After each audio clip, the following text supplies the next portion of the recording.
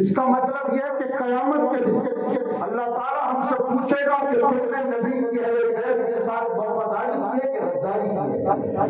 اور قرآن یہ دعوت فکر دے گا کہ جو حسین کا وفادار ہے وہ نبی کا وفادار ہے، اور جو حسین کا وفادار ہے وہ نبی اور علی کا بھی وفادار ہے. یہ قرآن کہہ رہا، میں نہیں کہہ رہا ہوں، کیونکہ قرآن میں یہ بات بیان کر دی گئی کہ اللہ تعالیٰ تم سے کوئی اجرت طلب نہیں کرتا سوائے اس کے کہ تم نبی کی اہل بیت سے محبت کرو، نبی کے قرابت والوں، نبی کے گھر والوں سے محبت کرو.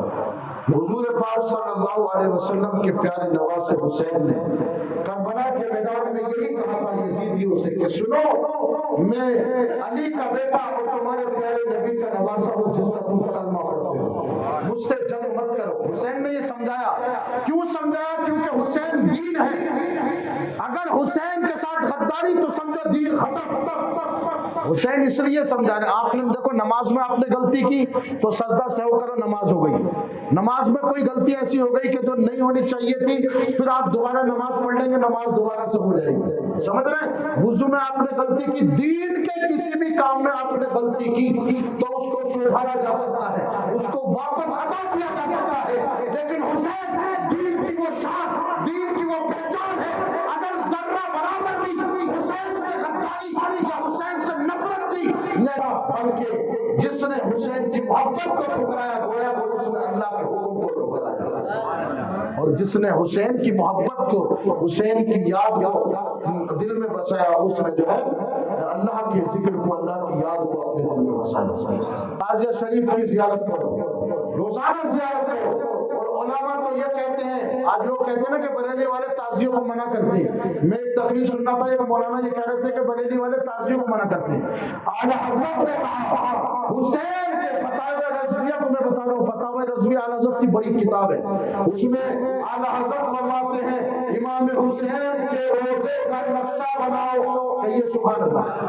امام حسین کے روزے کا نقشہ بناؤ، ایسا ہی گنبد، ایسے ہی مینار، ایسا ہی روزہ شریف بناؤ اور اپنے گھر میں رکھو اور بار بار زیارت کرو، اور سال بھر اپنے گھر میں رکھو، بار بار زیارت کرو. بلکہ روزے حسین کو کتابوں میں سجایا جاتا ہے. یہ میں فتاوی رضویہ کی بات سنا رہا ہوں آپ کو.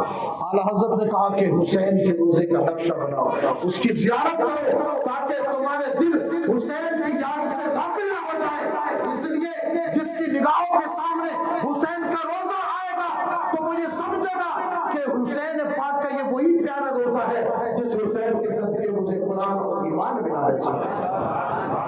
پیارے نبی کے پیارے دیوانوں، اس لیے ابھی بھی کئی گاؤں سے ہمارے پاس فون آئے کہ یہ مسئلہ کیا ہے، ہماری سمجھ میں نہیں آتا.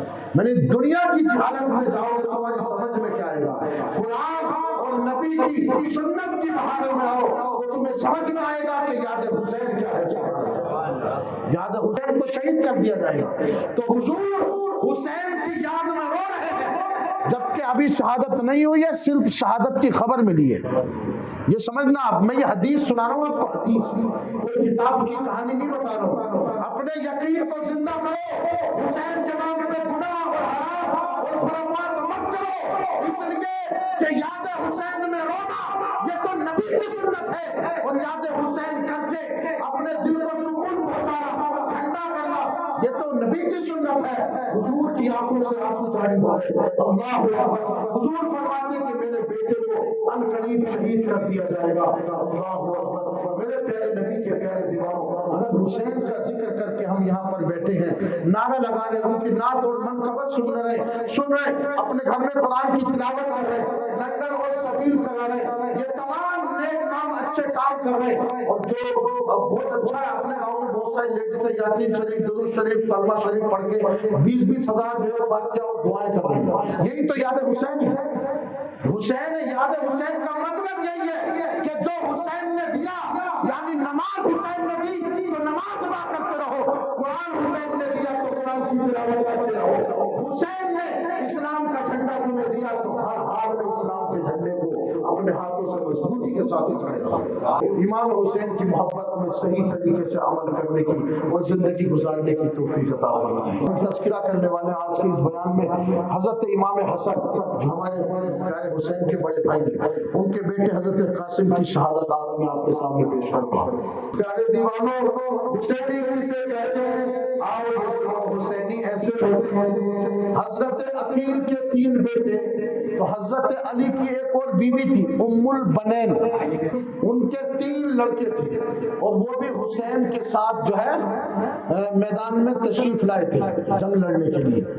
فاطمہ بھی حضرت علی کی بیوی ہے اور دوسری ایک اور بیوی تھی ام البنین. تو ان کے 3 لڑکے تھے.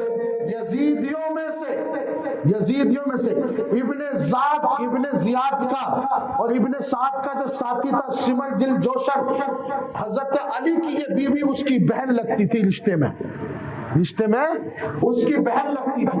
تو سمر دل جوشن نے اور ابن سعد نے ابن زیاد کے پاس گئے اور کہا کہ ہماری ایک گزارش ہے، ہماری بہن کے 3 بیٹے حسین کے پاس ہیں اور وہ حسین کی طرف سے لڑ رہے ہیں. اگر وہ حسین کی طرف سے لڑیں گے تو مارے جائیں گے، قتل کر دیے جائیں گے. ابن زیاد سے کہا کہ تم ان کے لیے پروانہ لکھ دو، ان کے لیے امان لکھ دو، ہم ان سے جنگ نہیں لڑیں گے، تم یہ ہمیں لکھ کے دے دو تاکہ ان کے لیے امان ہو جائے اور ان پر حملہ نہ کریں. کیونکہ رشتہ داری کا خیال آ گیا کہ بہن کے بیٹے ہیں، رشتہ داری کا خیال آیا. اب یہ لکھوا کر لائے ابن زیاد سے، پر لکھوا کر لائے پروانہ امان کا کہ کوئی بھی علی کی جو بیوی ہیں ام البنین ان کے بیٹوں پر حملہ نہ کرے. ابن زیاد نے کہہ دیا کہ ان کے لیے امان ہے، ان کے لیے آزادی ہے. اب یہ پروانہ امام حسین کے خیمے کے سامنے کھڑے ہو کے سنایا. کس کو سنایا؟ انہی 3 بیٹوں کو جو حسین کے ساتھ آئے تھے. اب سننا حسینی کسے کہتے ہیں. کہا اے ام البنین کے پیارے بیٹوں، ہم نے تمہارے لیے ابن زیاد سے پروانہ لکھوا لیا ہے، اب تم آزاد ہو، تمہیں کوئی قتل نہیں کرے گا، تمہارے لیے امان ہے، اب تم آ جاؤ. یہ آواز لگائی، لیکن اللہ اکبر، خدا کی قسم، وہ نبی کے نواسے تھے، پیارے شہیدے تھے، وہ سچے حسینی تھے. خیمے سے تینوں بھائیوں نے آواز لگائی اور کہا تمہاری آزادی اور تمہاری امان اور تمہارا یہ آزادی کا پروانہ تمہیں مبارک ہو. ہم تو حسین کے ساتھ آئے ہیں، ہم جب تک زندہ ہیں حسین کے ساتھ جیئیں گے، جب تک زندہ ہیں حسین کے نام پر. امام حسین رضی اللہ تعالیٰ کے پاس حضرت قاسم رضی اللہ تعالیٰ تشریف لائے جو امام حسن کے بیٹے ہیں، اور کہا کہ بابا جان آپ مجھے اجازت دیجیے کہ میں بھی میدان کربلا میں جاؤں اور شہادت کا جام پاؤں. امام حسین کی آنکھوں میں آنسو آ گئے اور سینے سے لگا لیا، کیونکہ بھائی کا بیٹا ہے، بھتیجا ہے اور نوجوان ہے، 19 سال کی عمر ہے. اللہ اکبر. پیارے نبی کے پیارے دیوانوں، یہ وہی حضرت قاسم ہے جن کے بارے میں یہ خبر ہے کہ ان کا رشتہ حضرت سکینہ سے طے ہو چکا تھا. لیکن میرے پیارے نبی کے پیارے دیوانوں، یہاں ایک بات اور بھی ہے جو ہمارے لوگوں میں آج کل مشہور ہو گئی کہ حضرت قاسم کے نام سے بہت ساری جگہ مہندی لگانے لگے، مہندی بنانے لگے. یعنی جب ان کی شادی ہوئی نہیں تو ہم وہ کام نہیں کر سکتے. حسین کے نام پر وہ آپ کام نہیں کر سکتے جو کام ناجائز اور حرام ہو، جس کا شریعت میں حکم نہیں ہے. کیونکہ حسین دین کی سب سے بڑی پرسنالٹی ہے. آپ ان کے نام پر کوئی غلط کام کرو گے تو دنیا کا میسج جائے گا. اس لیے پیارے نبی کے پیارے دیوانوں، حسین کے نام پر ایک ذرہ برابر بھی کوئی غلط کام کرنے کی کوشش نہ کرو، کیونکہ ہوش رکھو کہیں دنیا اور دین برباد نہ ہو جائے. حسین دین کربلا کے بعد یہ فیصلہ ہو چکا ہے، حسین دین اور دنیا ہے. کیونکہ غریب نواز نے کیا کہا تھا؟ دین است حسین، دی پناہ است حسین. حسین دین اور دنیا ہے. میرے پیارے نبی کے پیارے دیوانوں، تو حضرت قاسم رضی اللہ تعالیٰ حضرت امام حسین پاک کے پاس تشریف لائے اور کہا کہ بابا جان اجازت دے دو، میں بھی کربلا کے میدان میں جانا چاہتا ہوں. پیارے حسین نے حضرت قاسم اپنے پیارے بھتیجے کو اپنے سینے سے لگا لیا اور کہا اے قاسم تو میرے بھائی کے نشانی ہو. تمہیں دیکھتا ہوں تو میرا بھائی یاد آ جاتا ہے, تمہیں دیکھتا ہوں تو مجھے بڑے بھائی حسن کی یاد آ جاتی ہے. میں تمہیں کیسے میدان میں جانے کی اجازت دے دوں. اللہ اکبر. حضرت قاسم بار بار اصرار کرتے رہے, بار بار کہتے رہے کہ مجھے میدان کربلا میں جانا ہے. اللہ اکبر. میرے پیارے نبی کے پیارے دیوانوں, یہ حضرت قاسم رضی اللہ تعالیٰ حضرت امام حسن کے وہ جاواز اور وہ دلیر سپاہی ہیں اسلام کے, جن کی بارے میں تاریخ آتی ہے کہ ان سے لڑنے کے لیے ابن سعد نے ارزق نام کا ایک پہلوان, کیا نام تھا اس کا, ارزق نام کا پہلوان, ملک شام کا بہت بڑا پہلوان, اس کو پہلے سے ہی بلا کے رکھا تھا. اور یہ 19 سال کا نوجوان پیارے نبی کا پیارا شہزادہ حضرت قاسم رضی اللہ تعالیٰ عنہ جب میدان میں آئے تو آپ نے ان کو دعوت دی, کیونکہ چہرہ اتنا نورانی تھا. پہلے تو سب چہرے کو ہی دیکھ رہے تھے, سبحان اللہ, کیونکہ نہ جانے کتنے تو ایسے تھے جنہوں نے ان کا چہرہ ہی نہیں دیکھا تھا. ایسا چہرہ نوجوان. اور پھر حدیث ایک تاریخ کتاب میں آتا ہے کہ حضرت قاسم رضی اللہ تعالیٰ کا چہرہ حضور کے چہرے سے مشابہت رکھتا تھا. تو چہرہ ایسا نورانی تھا کہ پہلا تو چہرہ ہی دیکھنے لگ گئے کہ یہ کون نورانی چہرے والا آ رہا ہے, یہ بچہ کون اتنا حسین و جمیل اور نوجوان ہے. حضرت قاسم نے میدان میں پکار کے کہا, حل من مبارز, ہے کوئی مجھ سے مقابلہ کرنے والا؟ میں حسن بن علی کا بیٹا ہوں, مجھے دیکھتے کیا ہو, میں حسن بن علی کا بیٹا ہوں. اللہ اکبر. ابن سعد کے لشکر میں جو ہے ارزق پہلوان کو کہا کہ تو سرکاری پہلوان ہے, تیرے کو اتنا کھلایا ہے, تیار کیا ہے, بلایا ہے تیرے کو, جا ایک بچہ تجھ کو بلاتا ہے میدان میں, جا اور اس سے مقابلہ کر. جب ارزق سے کہا تو ارزق نامی گرامی پہلوان تھا, وہ تکبر میں آ گیا, وہ توجہ کرنا. حضرت قاسم کے مقابلے میں جانے کے لیے ارزق پہلوان نے کیا کہا, معلوم, میرا نام تو چلتا ہے, میں بہت بڑا پہلوان ہوں, مجھ سے بڑے بڑے لوگ مجھ سے مقابلہ نہیں کرتے, میں 19 سال کے بچے کے مقابلے میں جاؤں گا تو یہ میری توہین ہوگی, یہ میری بدنامی ہوگی کہ ارزق اتنا بڑا پہلوان بچے سے مقابلہ کرنے کے لیے چلا گیا. تو کہا کہ میرے 3 بیٹے ہیں یہاں, میں ایک بیٹے کو بھیجتا ہوں, وہ بھی پہلوان ہے, وہ قاسم کی گردن چند منٹوں میں کاٹ کر کے لے آئے گا, وہ حسن کے بیٹے کی گردن کاٹ کے لے آئے گا. ارزق پہلوان نے اپنے بیٹے کو اشارہ کیا اور کہا کہ جا اس حسن کے بیٹے کے مقابلے میں جا. یہ کربلا کی داستان آج بھی ہم کرتے ہیں تو ایسا لگتا ہے کہ جیسے آج بھی یہی ہو رہا ہے, یہی ہوا, اور جیسے جیتی جاگتی جیسے کہ کل کی بات ہے. ہم یہ تذکرہ کرتے تو ایسا لگتا ہے جیسے کل یا پرسوں کی بات ہے, لیکن صدیاں گزر گئی. حسین زمین اور آسمان اور ہوا و فضاؤں میں زندہ ہے, ہر ہوا اور ہر فضا حسین حسین کے نام میں جاتی ہوئی نظر آتی ہے. ایسا ہی یہ بیان لگتا ہے. اللہ اکبر. اب ارزق نے اپنے بیٹے کو اشارہ کیا کہ جا مقابلے میں جا, اور مقابلہ کر. ارزق پہلوان کا بیٹا مقابلے میں آیا, کہتا تھا کہ منٹوں میں گردن کاٹ لائے گا, لیکن جب حضرت قاسم کی تلوار چلی تو 10 سیکنڈ بھی مقابلہ نہ کر سکا. حضرت قاسم کی تلوار ویسا وار ہوا کہ جسم کٹ کر کے کربلا کی مٹی میں نہیں گیا. یہ قاسم کی تلوار تھی, کیونکہ ان کی رگوں میں مولا علی کا خون تھا. سبحان اللہ, مولا علی کا خون تھا, سچ اور حقانیت کا خون تھا. حضرت قاسم رضی اللہ تعالیٰ نے جب اس کو گھیر کر دیا نا تو اس نے دوسرے بیٹے کو کہا. اب جب دوسرا بیٹا غصے میں آیا کہ میرے بھائی کو تو نے مار دیا, میں تجھ کو زندہ نہیں چھوڑوں گا. اللہ اکبر. حضرت قاسم کہتے ہیں مقابلہ کر, اور جب میدان میں آیا تو تلوار کا زور سے حضرت قاسم پر وار کیا تو آپ نے تلوار کے وار کو اس کے روک لیا, اپنے ڈھال سے روک لیا, دوسرے وار کو بھی روک لیا, کیونکہ وہ غصے میں ایسا وار کر رہا تھا. لیکن اللہ اکبر, اس کو کیا معلوم, تیری تلوار کا وار اسپرنٹ اتنی ہے کہ روکی جا سکتی ہے, لیکن نبی کے خاندان کا کوئی بھی بیٹا جب تلوار چلاتا ہے تو اس کی رفتار بجلی کی طرح ہوتی ہے, ان کی طاقت طاقت ایسی ہے، یہ حقیقت ہے، میں یہ کوئی بات جوش جذبے کی نہیں بتا رہا ہوں۔ حضرت قاسم جب تلوار چلی تو اس کو پتہ بھی نہ چلا کہ اس کی گردن کب کٹ کر کے زمین میں مل گئی ہے، پتہ بھی نہ چلا۔ اتنی رفتار کے ساتھ اس ہاشمی نوجوان کی تلوار چلی کہ یہ ابن سعد اور ابن زیاد کے اور ابن سعد کے لوگ دیکھ رہے تھے۔ اس نے اپنے تیسرے بیٹے کو بھی بھیجا، اب سنیں، تیسرے بیٹے کو بھی بھیجا، تیسرے بیٹے کو بھی بھیجا۔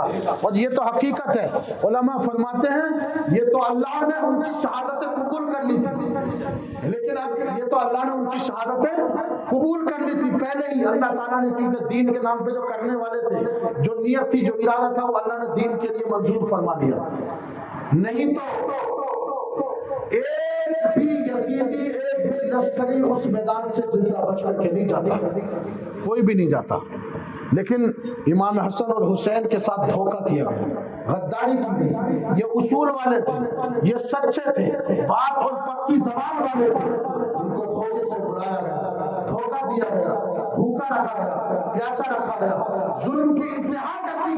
لیکن اللہ اکبر، اس ظلم کو مٹانے کے لیے ہاشمی نوجوان پیارے حسن کا بیٹا جب تلوار چلاتا ہے تو ارسل کا تیسرا بیٹا آ کے حسین حسن کے بیٹے امام حسن کے بیٹے کے مقابلے میں آ گیا، وہ بھی چند منٹ نہ ٹک سکا، اس کی بھی گردن اور اس کا بھی جسم کٹ کر کے گاجر مولی کی طرح کٹ گیا اور وہ بھی زمین میں مل گیا۔ اللہ اکبر، اب میدان میں سناٹا چھا گیا، اب سب چپ ہو گئے، اب کوئی سی کی ہمت نہیں کہ میدان میں جائے۔ اور یہ میدان کربلا میں کئی بار ہوا، تاریخ بتاتی ہے جب نبی کے شہزادے تلوار چلاتے تھے اور جب تلواریں سے جب یزیدی کٹتے تھے، اس کے بعد یزیدیوں میں موت کا ڈر ایسے ستاتا تھا کہ ایک بھی جانے کے لیے تیار نہیں ہوتا، ایسا انہیں موت کا ڈر ستاتا تھا۔ حضرت قاسم کے مقابلے میں پھر ارزق پہلوان خود آیا، جو یہ کہہ رہا تھا کہ اس کے سامنے جانا تو میری بدنامی ہے، میری توہین ہے، یہ خود آیا اور بڑی غرور اور تکبر کے ساتھ آیا اور کہا کہ اے بچے، تو مجھے جانتا نہیں ہے کہ میں یہاں کا وہ مشہور پہلوان ہوں کہ میرے سامنے بڑے بڑے لوگ ٹک نہیں پاتے ہیں۔ حضرت قاسم رضی اللہ تعالیٰ عنہ کا حضرت قاسم رضی اللہ تعالیٰ عنہ کا جوش و جذبہ جواب دے گیا کہ تو کچھ بھی ہو، پہلوان ہو یا دنیا تجھے جانتی ہو، لیکن تو ہمیں نہیں جانتا، ہم تو وہ ہیں کہ جس کو زمین اور آسمان والے بھی جانتے ہیں، فرشتے بھی جانتے ہیں، جن اور ملائکہ بھی جانتے ہیں، تو ہمیں اپنی تعریف اور ہمیں اپنے نام مت بتا۔ اس روئے زمین پر حسین اور حسین کے خاندان والوں سے عزت والا کوئی نہیں۔ اللہ اکبر، ارزق پہلوان حضرت قاسم رضی اللہ تعالیٰ کے مقابلے میں آیا اور آپ سے تلوار بازی کرنے لگا۔ امام حسن کے بیٹے حضرت قاسم نے کہا تو اتنا بڑا پہلوان ہے، آپ نے جو ہے اس کی بے وقوفی کو جو ہے فائدہ اٹھایا اور آپ نے کہا کہ اے ارزق، تو اتنا بڑا پہلوان ہے، ہم نے دیکھا ہے کہ تو جس گھوڑے پہ بیٹھا ہے اس پہ بیٹھنا نہیں آتا، اس کی رکاب اور اس کی زین اس کو کسنا نہیں آتی ہے، تو وہ پہلوان جو ہے اس جو گھوڑے کی زین ہوتی ہے نا بیٹھنے والی، اس کو دیکھنے لگے۔ جیسے ہی اس نے اپنی گردن گھمائی، حضرت قاسم نے اپنی تلوار کا ایسا وار کیا جو تکبر اور گھمنڈ میں آیا تھا، اللہ اکبر، وہ ضلالت کی موت مار کر کے جہنم میں پہنچ گیا۔ یہ حضرت قاسم رضی اللہ تعالی عنہ کی بہادری تھی۔ تین پہلوان بھی ختم اور یہ سرکاری ارزق پہلوان بھی ختم، اب کوئی مقابلے میں آنا والا نہیں۔ حضرت قاسم رضی اللہ تعالی بھوک اور پیاس سے نڈھال ہو چکے اور واپس پلٹ کے میدان سے گئے۔ میدان سے بچ کے زندہ کون جاتا ہے؟ یہ تو شیروں کی پہچان ہوتی ہے، اور لوگ تو حسین کے بیٹوں کی مثال شیروں سے دیتے ہیں۔ میں سمجھتا ہوں شیر کی تو اوقات بھی کچھ نہیں، شیر صرف اور صرف جانوروں کے سامنے بہادری دکھاتا ہے، اور حسین اور حسن کے بیٹے تو وہ شیر ہے، وہ شیروں کے شیر ہے، کیونکہ مولا علی کو تو خود شیر خدا کہا ہے۔ جب میدان سے پلٹ کے گئے تو امام حسین کی بارگاہ میں گئے اور کہا کہ چچا جان کچھ تھوڑا سا پانی پلا دو تاکہ میری پیاس بجھ جائے اور اس پیاس کی تکلیف سے جو مجھے سکون حاصل ہو جائے اور پھر میں انہیں یزیدیوں کو بتا دوں کہ موت اور لڑائی اور جنگ کسے کہتے ہیں، جنگ کسے کہتے ہیں۔ میرے پیارے نبی کے پیارے دیوانوں، حضرت امام حسین نے سینے سے لگایا، صبر کیا اور کہا کہ تم اس زمین کے پانی کی پرواہ نہ کرو، تمہیں تو پیارے نبی حوض کوثر کا جام پلانے والے۔ سبحان اللہ سبحان اللہ۔ حضرت قاسم رضی اللہ تعالیٰ عنہ پلٹ کر واپس آئے اور پھر کہا، واپس پلٹ کر آئے اور کہا حل من مبارز، ہے کوئی مجھ سے مقابلہ کرنے والا؟ تو کوئی مقابلے میں آنے کے لیے تیار نہیں ہے، کیونکہ بڑے بڑے پہلوان ڈھیر ہو گئے۔ جس بیٹے کے سامنے، جس نوجوان کے سامنے اب کس کی طاقت ہے اس سے مقابلہ کر سکے، کوئی نہیں آیا۔ ابن سعد نے کہا اس کے مقابلے میں کوئی جاؤ مت، بلکہ اس کو چاروں طرف سے تیروں سے گھیر لو، اس پہ ایک ساتھ مل کر کے حملہ کرو۔ اللہ اکبر۔ یہی تو دھوکہ ہے، یہی تو غداری ہے، یہی تو ناانصافی ہے۔ انصاف تو یہ تھا کہ جنگ کے قائدوں سے لڑی جاتی، تو کھیل کر جو ہے انہوں نے حملہ شروع کر دیا اور تلوار اور ایک ساتھ مل کر کے حملہ کیا۔